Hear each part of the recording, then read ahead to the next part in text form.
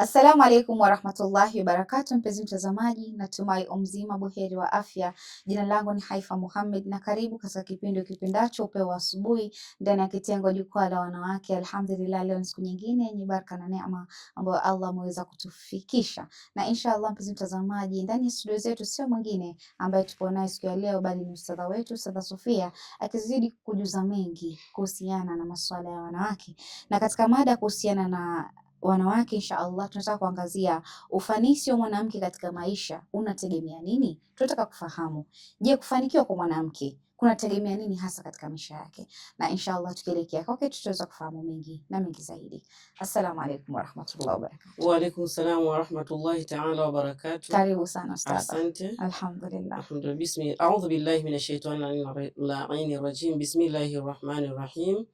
Alhamdulillahi rabbil alamin wassalatu wassalamu ala ashrafil anbiya'i wal mursalin sayyidina wa habibina wa maulana Abul Qasim Muhammad. Allahumma salli ala Muhammad wa ali Muhammad. Naam, kwanza kabisa namshukuru Mwenyezi Mungu Subhanahu wa Ta'ala kwa kuweza kukutanisha tena katika siku hii ya leo, hali ya kuwa tuko na afya njema, alhamdulillah rabbil alamin. Bila kupoteza muda, tunaanza mada yetu ya kuhusiana na ufanisi ama mafanikio ya mwanamke katika maisha yake yanategemea nini? Tunaambia mafanikio ya mwanamke katika maisha yanategemea haswa ufafanuzi wake wa kibinafsi. Yaani yeye mwenyewe anataka kwanza ajifafanue ni nini anataka kufanya. Ni nini anatakana kupiga hatua mbele katika maisha yake ili aweze kufanikiwa. Ambayo katika ile ufafanuzi wake wa kibinafsi yanaweza kuwa ni jukumu la mafanikio katika mafanikio ya kazi. Ikiwa ni mwanamke ambaye labda alikuwa anafanya kazi, basi ile kazi yake iweze kufanikika, anatakana afanye nini? Na uhusiano wa kuunga mkono pia vile vile. Yaani mtu akiwa labda ni kazi ama anataka kupiga hatua mbele, kuna ile kuungwa mkono. Sawa sawa. Ima yeye kwanza awe ni mwenye kuunga mkono watu, ndio ili na watu waweze kuunga mkono yeye. Ndiyo. Ina maana kwamba bila ya kuungwa mkono katika maendeleo yako wewe mwenyewe anaweza ukajikuta yani unarudi nyuma, kwa sababu ili kupata ile akili kutanuka zaidi ni lazima upate watu tofauti tofauti ambao tayari wao walikuwa wanafanya hiyo kazi, ama kama hata ilikuwa wafanya kazi lakini wako na ile mwamko fulani katika kuweza kukusaidia na ili uweze kupiga hatua mbele. Ndiyo. Na pia vile vile tabia maalum. Pia vile vile mtu kukuwa na tabia yako pia inaweza pia kufanya ukae unaendelea. Unaweza ukawa unauza duka Haifa, lakini tabia yako ikiwa mbovu wataenda kukimbia. Unaweza ukawa uko ofisini, lakini tabia yako ikiwa mbovu watu pia watafanyaje? Watakukimbia. Kwa hiyo hii yote ya kuweza kupata maendeleo katika ile ufanisi wako ama mafanikio katika kazi yako inategemea pia uwe na tabia maalum ambayo itakuwa ni nzuri ya kuweza kuvutia watu. Wewe umeshawahi kumwona mtu anafanya kazi, anauza duka ama chochote kile anachouza, lakini ile kauli yake tu wallahi unamkuta yani anapata watu wengi mpaka unajiuliza kwani huyu, lakini kumbe ile makaribisho ile kukua karibu na kuweza kuzungumza na watu vizuri, yote hayo yanaweza kumfanya akawa na mafanikio mazuri katika ile maisha yake. Na pia vile vile mambo mengine, ikiwa tuangalie la kwanza, tunaambiwa jambo lingine ni kwanza, ikiwa unataka kufanya biashara Haifa, kwanza unatakiwa utengeneze maono ya ile kazi yako unataka kufanya. Maono yako ni nini? Unataka hii kazi yako ianzeje? Unataka ikueje? Unaona? Unataka baadaye iwe ni kazi ya namna gani? Kwa hiyo kwanza uwe na maono. So useme tu basi mimi nataka nianze kufanya biashara lakini huna maono yoyote. Yani huna zile fikra zozote za ile mwanzo utaianzaje, utaikuja kuiendelezaje ili iweze kukua na baadaye iweje ama iwe zaidi ya vile ambavyo umeanza. Unaona? Kwa kwanza utengeneze maono ile kazi yako, ndio uweze kuja kupata ile mafanikio baadaye kule mbele. Kwa hiyo kufafanua njia yako na uanze kuifanyia kazi ile mipango yako. Ukishakuwa na maono uanze kuifanyia kazi. Na yale maono yako ndio kwa unajua sasa ingine mtu ambaye unaambiwa kile unachofikiria katika akili yako basi fuata akili yako inafanya inavyosema. Kwa sababu labda akili yako imeshapanga mimi nikifanya hivi, moja hii, ya pili nataka mfanye hivi, ya tatu, baadaye nakuta ni kazi nyingine kubwa zaidi. Kwa hiyo angalia ile maono yako, alafu utengeneze mipango yako, kisha basi uanze kuifanyia nini? Kazi. Na alafu kitu kingine tena, ile mtu unajua ukiwa unataka kupiga hatua mbele, saa nyingine pia maoni ya watu ama maono ya watu saa nyingine huwa yanatengeneza na saa nyingine anafanyaje? yanaharibu. Kwa katika ile maono, angalia ono hili nikianza kulichukua sasa hivi, je, katikati itakuwaje na mwisho itakuwaje? Ikiwa kuna kutengeneza na mwisho itakuwa kuja kuharibu, basi na maana itakuwa hayana maana, kwa sababu maono mazuri na ile ambaye kuanzia mwanzo mpaka mwisho yaweze kuleta mafanikio ambayo yatakuwa ni nini, ni mazuri. Kwa hiyo tengeneza maono yako, weka mipango yako sawa, alafu ifanyie nini, kazi. Na pia vile vile hayo maono yako unatakiwa uiandike. Usiseme ukapanga katika akili na ukakiacha. Tunaambiwa unachokiandika huwa kinadumu, lakini unachokikariri huwa kinakuja kinapotea. Unaweza ukawa labda ulikuwa uko na maono mazuri umeweka katika akili yako, lakini kwa sababu hukuandika, yanaweza kaja kufanyaje, ukayasahau. Kwa hiyo ukiwa na maono, yaandike hayo maono yako chini, maono ya maisha yako kuwa maalum. Yani unataka kutimiza nini katika malengo yako ama mafanikio ama katika hiyo kazi yako, ili baadaye yule uje uwe ni mtu wa design gani ama kazi yako iendelee kesi gani. Ndio. Haya. Na je, unataka maisha yako yaweje labda katika baada ya miaka 5 ama baada ya miaka 10? Yani ukishatengeneza maono yako, labda unaweza kusema mwaka wa kwanza nataka nikuwe hivi. Mwaka unaofuata mpaka after 5 years nitakuwa hii kazi yangu nataka iwe imefika mahali fulani. Kwa hiyo ile maono yako onekana uiandike na utengeneze mipango yako na uanze hatua ya kwanza kama ulivyoanza mpaka kuja kufika mbele. Sasa after hiyo kuja kufika miaka 5 mpaka 10 unakuja kutoa ni mtu mwingine, mpaka watu watakuja kuuliza kwani ulifanya nini mpaka ukapata mafanikio ya namna hii. Unaona? Kwa hiyo ile maono yako ile mwenyewe unatakiwa ili mipango yako uiweke vizuri na ujiwekee kwamba after 5 years ama 10 years nataka ni mtu wa design gani ama hii kazi yangu hiyo imefika kiwango fulani. Sawa? Na pia vile vile kukuza tabia njema. Tabia pia vile vile kama nimetangulia kusema mwanzo. Wewe hata kama ukiwa unafanya biashara, lakini tabia yako ikiwa ni nzuri utavutia watu. Lakini ukiwa unafanya biashara tabia yako ikiwa ni mbaya, utafukuza watu wewe mwenyewe. Kwa sababu mtu kama atakuja pale atataka kitu, utakuwa labda unamwangalia kwa ubaya na kumjibu vibaya, mtu yule hatarudi kwa mara nyingine. Umeshamkimbiza customer na ameshaenda. Lakini ikiwa unamkaribisha, yani ile makaribisho ile, yani unaona ile makaribisho, ikiwa ni makaribisho mazuri katika ile kumkaribisha mtu pale, basi na maana kwamba ule ukaribisho wako tu mwenyewe mtu anaweza kufanyaje akaupenda. Haya, na katika kuile kumpatia ile biashara yako vile unavyotaka, anataka kununua nini, maelekezo ile kumpatia ile maelekezo ya ile anachotaka kukinunua kwa uzuri, mtu huyo anakuwa pia anakuwa anavutiwa na zile. Kwa hiyo tabia pia ni mojawapo katika nini kuweza kufanya wewe ukapata ile mafanikio katika hiyo ni kazi yako ama ni biashara yako yote ambayo unatakiwa kuwa nayo. Watu wenye furaha na mafanikio uchagua tabia njema na ambao ni nzuri zaidi. Kwa hiyo ukitaka kuwa na furaha na mafanikio uwe na tabia njema zaidi. Pale ndo utakuwa wewe mwenyewe utakuwa na furaha na hata yule atakaye kuja pale katika ile biashara yako pepe vile atakuja na nini? Atakuwa na furaha. Na furaha ile saa nyingine unakuta pia vile vile wale watu ambao uko nao. Ikiwa wewe ni ndio boss katika biashara yako, unaona? Unachotakana kufanya wewe kama mkubwa katika sehemu, pia wale ambao uko nao pale uwe ni unaamiliana nao pia vile kwa uzuri. Utakapoamiliana nao kwa uzuri, kazi yako itafanyika vizuri sana na itakuwa safi. Lakini ikiwa unaamiliana nao kama vile ni maadui, ina maana ile kazi pia haitakuwa nini? Safi. Yani hatakuwa na huruma na wewe. Kwa sababu anaona wewe huna huruma na yeye atakuwaje na huruma na wewe? Kwa hiyo pale ni kuhurumiana watu, kwa sababu kila mmoja anamhitajia mwingine. Na ukiona mtu unamfanyia huruma na unaishi naye vizuri, mnakaa miaka mingi na hiyo biashara yako itapiga hatua mbele na mafanikio mbona utayapata tu lazima. Lakini ukiona kwamba yule unayekaa naye ambaye ndio uko naye pale unamuona kama vile ni matakataka kwa sababu unamlipa, hapo wewe mwenyewe utakuwa umeharibu ile kazi yako wewe mwenyewe, na ile kushinda kuweka mtu umetoa unaweka wewe mtu unatoa, ile pia itakuja kurejesha nyuma katika ile biashara yako, kwa sababu si kila atakaye kuja pale atakuwa na ule upokeaji kama wa yule labda alikuwa ameondoka. Kwa hiyo utakuja kushangaa labda biashara yangu inaenda chini. Kaa chini, jiulize umekosea sehemu gani mpaka labda yale mafanikio ambayo umepanga yaendelee mbele yanakuwa yamerudi wapi? Yamerudi nyuma. Kwa hiyo hicho unatakiwa pia ukiangalie.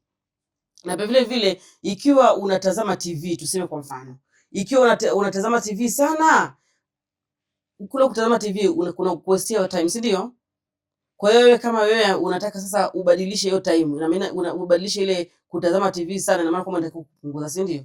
Kwa hiyo unataka ufanyaje? Upunguze. Ikiwa kuna kitu chochote ambacho unachokifanya unaona kwamba kitakuja kuniletea yani hasara katika hii biashara, basi unatakikana urekebishe. Kama vile kuangalia TV kuna niwestia time yangu. Sasa hii hapa ingekuwa labda nimeshafanya 1 2 3, lakini nimeangalia sana TV, kwa badilisha kuangalia sana nini TV. Ama vile vile umechelewa sana, yani labda kama kwa mfano umelala na ukajikuta umechelewa sana kuamka, biashara ile ilikuwa inatakiwa asubuhi. Kwa sababu biashara inatakiwa asubuhi mapema, basi ujitahidi katika kuweka katika nini biashara yako, unaweze kuwa mapema katika shughuli zako.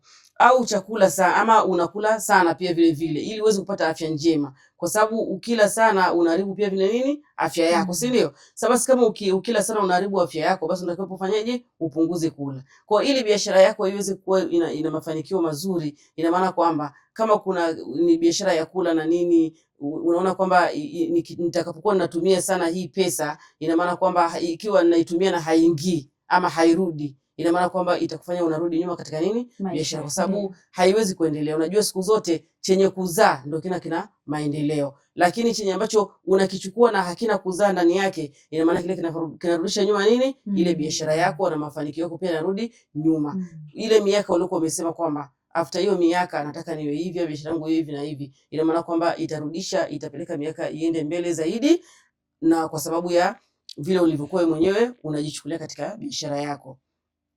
Pia vile vile kujitolea kubadili tabia zako. Kama uko na tabia mbaya, badili tabia zako. Kama vile nilivyosema kwamba mtu unakuta katika biashara, ongea na watu vizuri. Ukijikuta unaongea na watu vibaya, watu wanakimbia, basi jaribu kukaa chini na ujiulize wewe mwenyewe. Jiongelesha wewe mwenyewe kwamba nimekosea wapi. Kwa kama ilikuwa ni tabia yako ni mbaya mpaka inafanya watu wanakukimbia katika biashara zako, kaa chini na uweze kujirekebisha wewe mwenyewe tabia zako, ili watu waweze kufanyaje? Kufurahi na wewe wanapokuja pale katika biashara yako, wewe wanafurahi, wanapata mtu ambaye anapata maelezo vizuri, mtu ambaye anapata maelekezo vizuri, mtu ambaye unakuta yani hata siku nyingine akisema anaenda duka lingine unaona hapana. Wewe umeshawahi kumwona mtu anastika katika duka moja tu? Wapo, lakini wengine wapo. Mtu unamkuta anastika katika duka moja tu, yani unakuta yani haendi duka lingine, na kile kwingine unakuta yani haoni raha. Haoni raha. Yani anataka aende tu akanunue kitu chake pale pale. Maana akikuta pale mimi na service zake nzuri, vitu vyake ndio hivyo, kama ni legit nini na nini, utakuta ana maintain pale pale. Hata upande wa marashi, mtu akaenda duka lingine kana mbona haya marashi nikianunua, lakini harufu yake inaisha na dakika. Lakini akaenda kwingine akinunua marashi analala, utakuta kule anakuwa mteja wa kule mwingine. Kwa hiyo bidhaa zako pia zilikuwa ziwe bidhaa zile za uaminifu. Yani usije ukachukua bidhaa zile bidhaa ghushi ambazo zitakufanya wewe biashara yako yani watu wasirudi tena pale. Lakini ikiwa ni bidhaa za uaminifu, na maana pia watu watafanyaje? Watarudi pale, na mwisho wake ile biashara utakuta imekuja kwa kubwa na unapata mafanikio pia vile vile.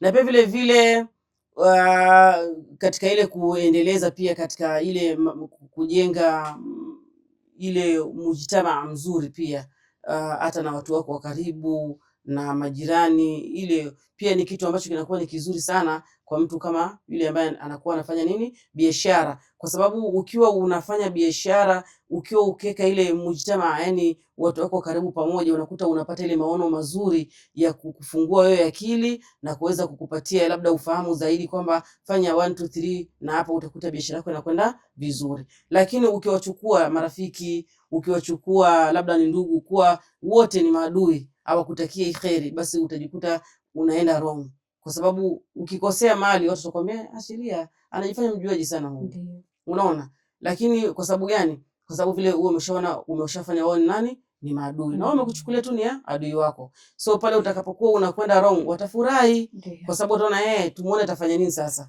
Alikuwa anajidai sana huyo. Lakini katika ile jamii yako ukiweka vizuri, unakuwa nao vizuri, utajikuta yani shughuli yako ile wewe mwenyewe tu basi inakujenga vizuri wewe mwenyewe, na kutokana pia na ile maono na yale mashauri ambayo utapata katika watu wako wa karibu pia vile vile. Pia vile vile watu wa karibu yako, marafiki zako, wakikupatia kitu kizuri, wakupatia ushauri mzuri, pia vile wewe unataka kuonyesha nini? Shukrani. Yani kurudisha shukrani. Unajua kurudisha shukrani kitu muhimu sana kwa sisi binadamu kama mimi na wewe. Sasa hii mimi Haifa nikupatie kitu na usiniambie asante, nitajisikiaje? Vibaya. Unaona Sasa wewe ukipatiwa kitu, mwenzako umepatia maoni mazuri, unataka sasa umpatie shukrani vizuri, nashukuru sana. Ukishampatia ile shukrani ile nzuri, yeye mwenyewe ataona kwamba mashallah, kumbe nimepatia maoni mazuri, atakutafutia mengine mazuri zaidi, atakupatia. Unaona? Lakini wewe kama utakuwa ni mtu ambaye huwezi kurudisha shukrani, mtu ataona yule na mimi namsaidia, lakini hata mtu mwenyewe hata hawezi kukupatia shukrani. Unaona? Tuache kina Imam Ali na Bibi Fatima walivyosema kwamba innama nut'imukum liwajhi llahi la nuridu minkum jazaa wala shukura. Kina Bibi Fatima wa masha Allah, wao walikuwa kipindi kile walipopata ile matatizo nini, walivyofanya ile kufunga waliwapatia, lakini katika kuwapatia walisema wao wamewapatia kwa ajili ya Mwenyezi Mungu. Hawana haja ya shukurani wala ile kusema kwamba asante. Wao walikuwa hawana wao, na sisi tunatakiwa pia at least tuangalie hapo. Lakini kwa binadamu sisi, bila mtu hujamwambia mwenzako shukrani, yani mtu anaona kwamba yani hujamfanyia kitu, amekusaidia hata shukrani tu hujampatia, unakuta kesho yake hakupi tena. Sasa tunatakiwa pia kuonyesha nini? Shukrani. Hesabu baraka zako mara kwa mara, angalia zile baraka zako, ni vitu vile vizuri vizuri unavyofanyaje, unaovipata vihesabu mara kwa mara. Leo mpata hiki, na usikubali siku zako zote mbili ziwe the same. Kama jana ulipata kitu vizuri, ulipanga mambo yako na baraka zako zikawa nyingi katika ile biashara yako, basi zidisha ili kesho yake upate zaidi.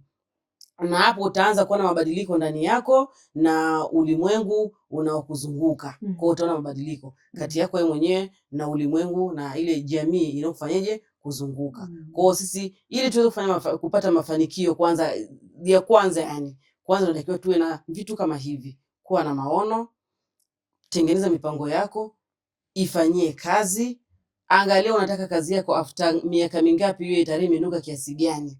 Alafu tabia yako tengeneza pia vile vile, ni muhimu sana. Hata kama ni ofisini umeajiriwa, kuwa na tabia nzuri. Unaona, utadumu katika ile kazi. Lakini kama ukiwa ni jeuri, kesho na kesho kutwa tajiri amekuweka pembeni na mchukua mtu mwingine. Kwa hiyo kama kuna kitu unafanya kinaenda wrong, kitengeneze. Alafu pia vile vile kuonyesha shukrani kwa watu, watakusaidia na baadaye utakuja kujikuta ni mtu mwingine, una mafanikio makubwa katika maisha yako. Shukran sana Ustadha, mweza kuelezea kitu kizuri sana. Hakika mafanikio ya mwanamke ni kitu ambacho ni kikubwa sana. Yeye ndo anayejenga jamii. Shukran sana Ustadha. Kurudi kwako mpenzi mtazamaji, natumai katika awamu ya kwanza tukiwa naye Ustadha Sofia ndani ya studio zetu za Mahdi TV, naamini unazidi kuelewa mengi ambayo anakuelezea wewe kama mwanamke. Ufanisi wako unategemea nini? Isije kawa unategemea tu vitu vingine ambavyo sivyo, lakini kuna vitu ambavyo wewe katika maisha lazima vikuongoze ili uweze kuja kufanikiwa kule mbele. Inshallah mpenzi mtazamaji, acha tuchukue mapumziko, tutakaporudi tutaendelea zaidi.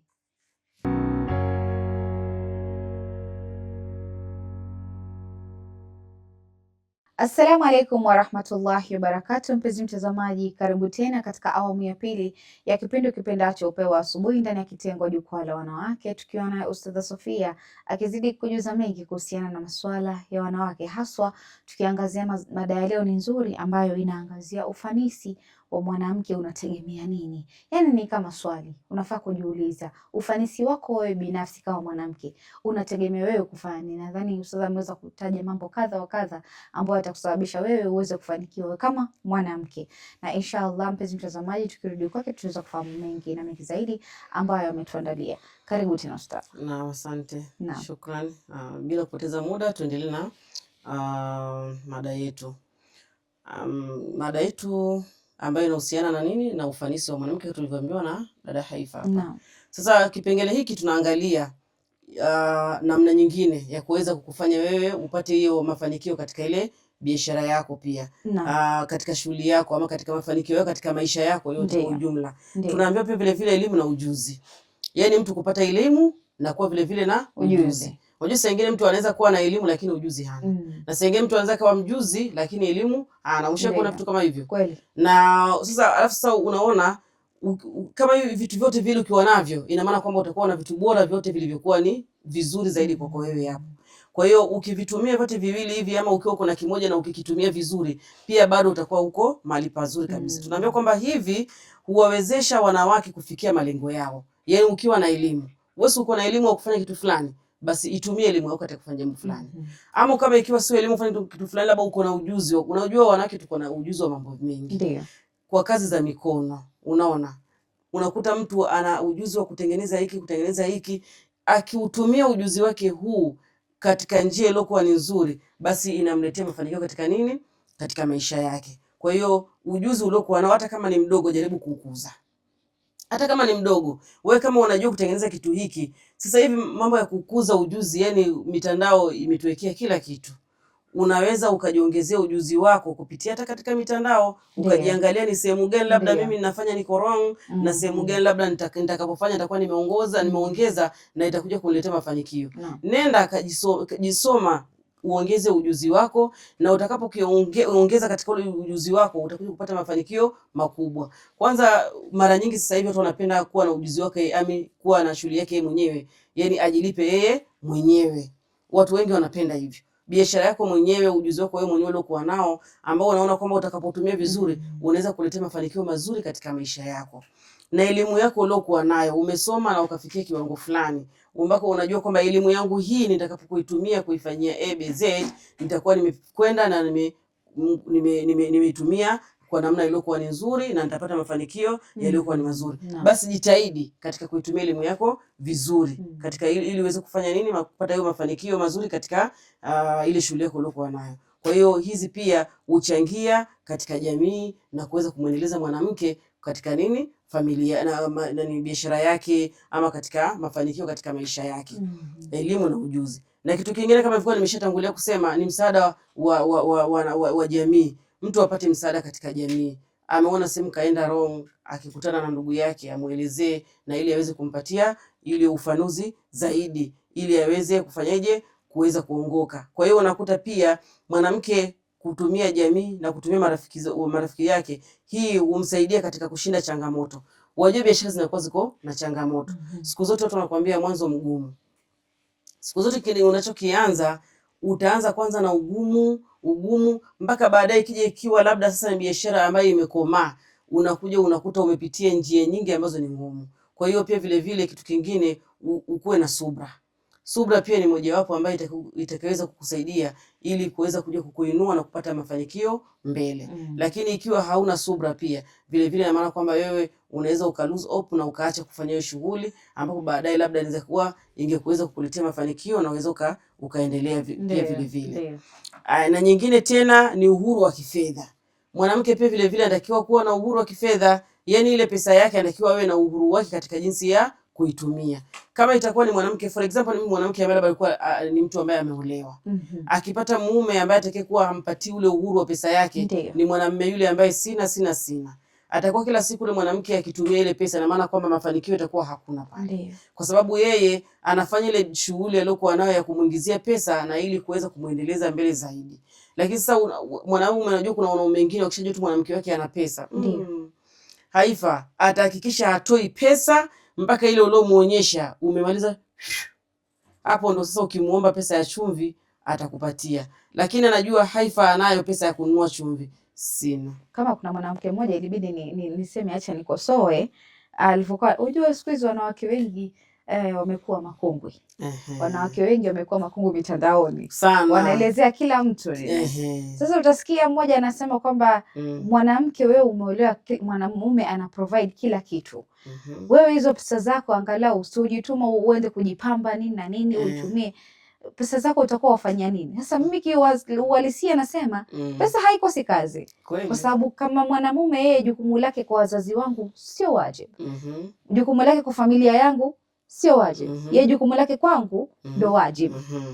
Lakini sasa kumaanisha nikipata zile zangu haimaanishi asikosi kazi. Kuna nyumbani kule nitasaidia. Kuna familia mahali pamekosana kitu, inabidi nipeane. Maana siwezi kukulazimisha ama kukwambia kwamba kule nyumbani kuhitajika kitu. Wewe mwenyewe kwenu unahitajika. Maana uko na jukumu sehemu mbili. Kwenu na bado uko na familia nyingine. Sasa haiwezi kosa kazi. Na kule kupambia ni hiari, mimi nimeona ni hiari yangu nifanye. Sio kwamba ile pesa ni wajibu wangu mimi kuzitumia. Maana ni hiari yangu. Ni kweli. Ni kweli. Pesa yako unaambia pesa ya mwanamke ni yake. Pesa ya mwanaume ni yetu sote. Ni yetu sote. Unaona? Hilo wanatakiwa walijue, na hilo lipo linajulikana haswa na wanalifahamu hilo. Changu mwenyewe cha wote. Hivyo ndo tunavyokwenda.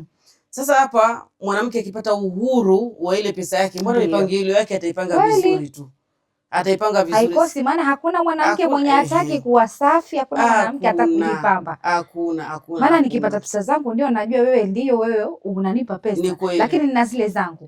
Siwezi kosa kujingarisha kwa sababu nafaa kung'arisha wewe peke yako. Ndio maana pale uliposema kwamba anafaa kujifahamu yeye mwenyewe mwanamke binafsi. Nikijifahamu mimi mwenyewe itakuwa rahisi kuweza kujiangalia. Si ndio? Na sasa unakuta saa nyingine sasa pia huyu mwanaume pia, unajua wanaume sasa hivi wamejifanya kwamba wanajifanya ni kama vile majukumu yao wamesahau. Sasa kwa sababu wao wamesahau majukumu yao, wanapompata mwanamke ambaye yuko na shughuli zake kama hizi, basi wamwachilie na uhuru wake wa kutumia ile pesa yake. Unaona, wamwachilie na uhuru. Pamoja na kwamba yani unajua yeye ni lazima. Na unajua wanaume wanatakiwa wajue kitu kimoja. Mwanamke hata kama yuko na pesa yake na umwangalie, utakuja kuwa mas'ul kwa Mwenyezi Mungu. Kweli. Kwa sababu hilo ni jukumu lako. Ni jukumu lake. Ndio haki yako kwa mume kwa mke. Unaona mimi hapa kuna hii msemo watu tunasemaga mara nyingi, saa nyingine unaambiwa mimi nikiangalia ile majukumu ambayo mwanamume yuko nayo, saa hii mimi niambiwe kwamba eti nibadilishwe mimi hapa, mimi kama mimi nibadilishwe niwe mwanaume. Mimi mbona mimi sitakubali. Mimi bora nibakie mwanamke tu kama vile mwanamke. Kwa sababu utakapovalishwa joo la mwanaume ndio pao unakuja kujikuta yale majukumu mengine unashindwa kuyabeba. Ile kuja kuwa mas'ul kwa Mwenyezi Mungu si kitu kidogo hicho. Lakini mimi nibakie mimi tu kama mwanamke tu, mimi siwezi. Mimi nimeupenda kuwa mwanamke. Sasa acha tu mwanamume hata kama ako na pesa na niangalie, acha Mwenyezi Mungu ina kama. Maana wewe kama mwanamke majukumu yako si ati ni mengi. Majukumu unajua imekuwa kama nadhani pahali ambapo tumekosea kama wanawake, imekuwa tunachukulia ule utiifu ni kama tumefungwa. Kweli. Na lile jukumu lako wewe mke kwa mume, kumtii yule mume. Akisema usitoke hutoki. Ni kweli. Ndio maana wengine wanatumia mbinu tofauti kuhakikisha mume atampa ruhusa ya kutoka. Atoke. Ndio hivyo sasa. Kwa hiyo ndio mambo yanaenda kama hivyo. Wetu kazi ya mwanamke tu atii mume, afuate zile hukumu na sheria, bora tu achunge hukumu na sheria za Allah Subhanahu wa Ta'ala. Kwa hiyo mwanamke akipatiwa uhuru wa kifedha, ile fedha yake ile aliyokuwa nayo anaifanyia. Hebu mwanaume beba majukumu yako. Angalie nyumba yako kama nyumba yako. Mwachilie na hiyo pesa yake, biashara yake, mwachilie. Wallahi ukija pale ndani kukuta vile viti ni vipya. Ukikuta vyombo vipya. Maana si wanaume ambao wananunua vyombo. Ni wanawake. Nyumba yatengenezwa na mwanamke. Sasa unakuta yeye mwenyewe kisha kwamba hiki kimekaa hivi mjani. Curtain ni pambe ukiangalia. Soko wajiuliza mtu akiingia usema mashallah kwako mko nzuri. Amekazana yeye kuhakikisha kwamba hata ile aibu anaificha. Kwa hiyo mwanaume mwachilie mke, mpatie uhuru katika uhuru wa kutumia fedha yake. Wewe mwenyewe utakapomwachilia utaona ile mafanikio utakayoyapata. Utakapomwachilia utakuja kushangaa baadaye anakwambia mwezi huu ni mwisho kupanga, next tunaenda kwa nyumba yetu. Unakuja unashtuka. Nyumba gani hiyo? Kumbe mwenzako amewekeza kile kidogo ulichokuwa kimwekelea, plus na yeye mwenyewe ameona hapana tu, mimi huyu ni mume wangu na tumeshazaa, tumekuwa watu, tumefika, tumevumiliana. Unakuta kile chako ulichokuwa kimpatia na cha kwake kaongeza, kumbe ametengeneza nyumba huko bila wewe mwenyewe kujua. Unaona, kwa wanawake kuna kile Mwenyezi Mungu ametujalia maarifa. Kwa hiyo utakapomwachilia mwanamke huyu ule uhuru wa utumiaji fedha, maarifa yake atatumia vizuri na utakuja kushangaa, unakuja kupata surprise. Hiyo mimi kwetu ilishapatikana. Kakaangu alimwachia wifi yangu anafanya hivi, mwisho baadaye anakuja kuambiwa tuko na nyumba mahali fulani, anashtuka. Tena hiyo siku kwanza ni accident ilitokea. Akaja, unaenda wapi mwanamke wewe? Umezoea unatoka tu kwa mwenzake, anakwenda kule, anamjengo, anafanyaje? Anajenga. Unaona? Kwa hiyo ni mwanaume usiwe mchoyo ukazifinye zile pesa zako. Mwachilie mpe. Alafu na huyu mwenyewe pesa zake anazokuwa anazitafuta, mwachilie pia uhuru. Na hapo sasa ni mwanamke mwenye kona akili. Maana mwanamke akiwa na akili atajenga boma yake. Sana. Atafanya mambo mengi sana ambayo yatamfanya awe na mafanikio katika maisha yake. Sana. Maana anakuambia ndoa si kifungo. Ndoa umeingia katika ndoa lakini haijamaanisha umefungwa. Umekatazwa kwenda kazini haijamaanisha kwamba umekatazwa kufanya biashara. Kabisa. Sasa hivi watu wengi wanafanya biashara zao. Utakuta mtu na biashara yake online. Ana biashara yake anauza vitu online. Yeye anatumana na gari tu. Ndio haendi kazini kuja kutoka kuanzia saa 1 mpaka saa ngapi. Yuko pale nyumbani. Kuna mwingine ana biashara yake, amefungua tu duka kake, botiki yake ako nayo. Huyo pia ni biashara anafanya. Kwa hiyo sasa yani ili kuweza kupata mafanikio hapo ni kuchunga tu yale masharti na biashara itaendelea mbele na baadaye atakuja kuwa ni mtu mwingine. Na hapo pia nikiangalia pia nimepata mume ambaye anakusupport. Mtu ambaye anakusupport katika maisha, siku zote atawataka kuona unafanikiwa. Maana si wanaume wote wanataka mtu afanikiwe. Kweli. Mwanamume mwingine anakuambia nikichangia huyu akifanikiwa atakuja kwa jeuri huyu. Kweli. Hiyo ndio iko katika fikra. Wakati labda huyu ameamua acha tufanye kuna leo na kesho. Ni kweli. Kuna siku ukifunga macho anabakia peke yake. Atakimbilia wapi? Lakini kama tayari ilikuwa iko na kitu, basi atakuwa na uwezo wa kujinua. Maana si wanawake wote ambao wanaolewa baada wewe mume kufa. Wengine wanaamua mimi maisha yangu acha niangalie maisha yangu. Na watoto acha niwalee. Ni kweli. Ni kweli. Kwa hiyo hilo ndio ambalo ni kubwa kwa mwanamke yani. Kupata unajua mwanamke Mwenyezi Mungu Subhanahu wa Ta'ala mwenyewe ametupatia ule ufahamu mzuri na tunakuwa saa nyingine mtu akishakuwa anapata pesa anakuwa ako na maamuzi ya kuitumia ile pesa kwa kiwango fulani na kuweza kujiendeleza katika yale maisha yake. Haya pia vile mazingira ya kusaidia yani kazini uwe na ile kusaidia msaada katika watu ambao uko nao pale ndani ya nyumba, kwa kuna ile mazingira ya kuweza kufanyaje kusaidiana ili kuweza kuendeleza hiyo shughuli yako ambayo unakuwa nayo. Pia yaweza kumsaidia mwanamke kufikia malengo yake katika hali ya furaha, yani kufurahia katika maisha yake. Msaada kama hivyo, yuko na mume wake washirikiane kupatiana msaada, washirikiane katika familia. Mwanamke huyu kama ni biashara yake basi itaendelea kwenda mbele vizuri. Pia vile jambo jingine ambalo ni kubwa ambalo tunakikana tulijue sisi kama wanawake, kujiamini. Utakapojiamini wewe katika shughuli zako, yani katika ile jambo lako unalolifanya kwamba mimi ninaweza. Kwa uwezo wa Mwenyezi Mungu ninaweza, basi utaweza. Lakini ukiona kwamba sijui nini, siwezi, basi hautaweza. Yani siku zote ukisema kwamba siwezi, hautaweza. Yani ukisema kwamba ni kigumu, kitabakia kuwa kigumu. Lakini ukiona kwamba ni kigumu lakini inshallah kwa uwezo wake Mwenyezi Mungu nitaweza, mimi najiamini. Mbona utaweza? Ndio maana wengine wanakuambia kwamba unaposimama mahali utakuta labda mtu hajawahi fanya kitu fulani. Lakini kwa sababu amejiamini, anaamini kwamba mimi ipo siku nitafikia ile malengo yangu. Madamu ni kitu ambacho nimekiweka chini, nimeweka katika daftari, malengo haya nataka kutimiza. Nikiongezea kujiamini ndani, kumaanisha nitafika mbali. Sana. Na wengi ambao hawajiamini ndio wanabakia pale pale. Lakini kama mtu anajiamini, mimi naweza fanya hichi kitu, basi hicho kitu atakitimiza. Kweli kabisa. Kwa hiyo tujiamini na pia vile kutambua vipaji na uwezo wako kuweza kufanya kile kitu. Yani jitambue wewe kama ni nani. Ukishajitambua wewe kama ni nani na uko na kipaji cha kufanya kitu, sema mimi ninaweza. Ninajiamini na kwa hivi ninavyojiamini kwa hiki kipaji nilichokuwa nacho, mbona mimi naweza nikapiga hatua mbele. Unaona, ukifikiria hicho kitu kimeingia katika akili yako, wewe piga hatua na mtawakali Mwenyezi Mungu. Lakini uko na ina mchango mkubwa lakini haifa sasa hiyo uko na ufanisi wako mzuri tu, uko na kipaji chako umekaa nacho tu, mimi niko na kipaji fulani lakini sijui nitafanya nini. Umekaa tu ndani ya nyumba utoki. Unaambiwa pia wewe unapokaa ukimwambia Mwenyezi Mungu, Mwenyezi Mungu mimi naomba unijalie riziki, hiyo riziki itakuja tu imekuangukia hapo.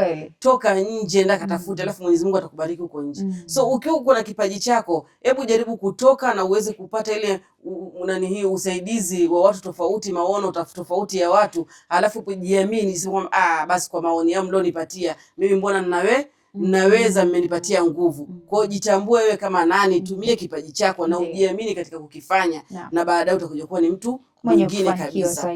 Sasa kwa hiyo kufanya kile unachofurahia, yani unajua saa nyingine mtu afanye kile anachofurahia, kwamba saa nyingine mtu akifanya kitu na ukiona kama hakijaendelea, ujue kile hakukifurahikia. Maybe labda kalazimishwa. Pia unaona mtoto ukimlazimisha kufanya kitu fulani, labda alikuwa hataki, hicho kitu hakitakuwa. Lakini muulize unataka kufanya nini. Utakapomuuliza na akikwambia nataka kufanya kitu fulani kile ambacho kiko katika roho yake, basi ukimkubalia atakifanya kwa roho moja na kitakuwa.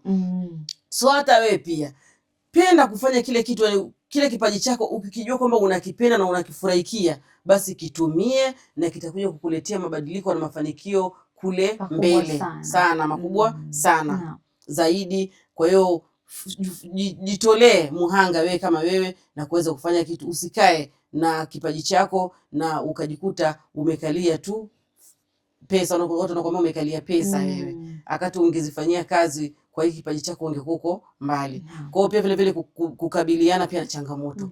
Biashara ziko na changamoto. Wewe kama unajiamini, zile changamoto zitakazotokea pia yani itakuwa ni wepesi katika kuzikabili.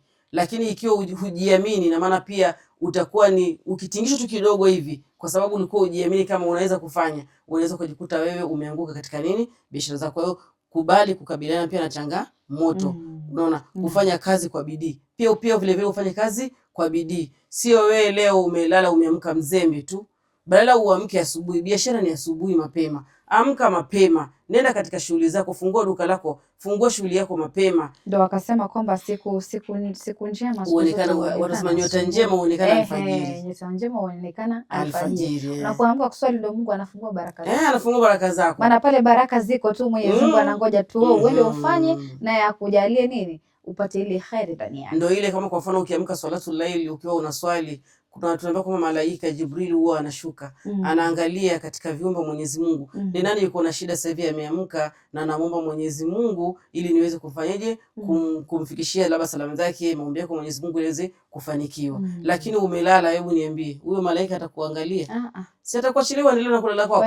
Lakini yule aloka akiwa amemwomba Mwenyezi Mungu, akichukua zile hajati zake anamfikishia kwa Mwenyezi Mungu na anatakabaliwa. Kwa usiwe na kipato ama na kipaji chako ukakikalia ndani ya nyumba ukasema mimi nina kipaji, lakini toka nje, nenda kapate fikra za watu ili uweze kufanyaje kutanua mawazo yako, unaweza kufanya kitu, utakuja kujikuta baadaye umekuwa ni mtu mwingine tayari, unapata mafanikio mazuri katika maisha yako.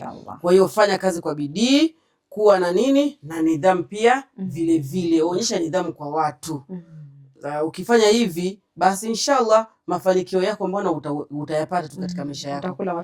Utakula matunda mazuri inshallah. Shukrani sana Ustadha kwa kuweza kutuelezea vyema kuhusiana na ufanisi wa mwanamke. Hakika mwanamke ni kiumbe ambaye Mwenyezi Mungu Bwana amemuumba na hikma sana. Ndio kwamba wanawake wako na six senses yani. Ni kama kwamba mwanamke anafanya shughuli mbalimbali at the same time. Akifanya ile akili inafikiria lingine. Shukrani sana Ustadha. Kurudi kwako mpenzi mtazamaji, natumai katika awamu ya pili tukiwa na Ustadha Sofia, alhamdulillah umeweza kufaidika naye kuhusiana na ufanisi wa mwanamke katika jamii. Na wewe unafaa kujiuliza ufanisi wako ni upi? Na ni mengi sana ambao katika jamii wewe unapaswa kuyafahamu. Ukiweza kujifahamu kwanza wewe binafsi, kujijua wewe binafsi, itakuwa rahisi wewe kuweza kuchambua na kujua ufanisi wako unategemea nini. Na hii yote inakuja na wewe pia kujiamini, kufurahisha nafsi yako, kuwa wewe kama wewe. Usiige mtu mwingine bali kuwa unique wewe kama wewe. Una kipaji, jua kipaji hichi nitakitumia vipi ila kwa njia ya halali. Kuna vipaji vingine visije vikakuingiza upande wa haramu. Na inshallah mpenzi mtazamaji, kufikia hapo sina mengi ya kusema isipokuwa ni kukwambia fi amanillah.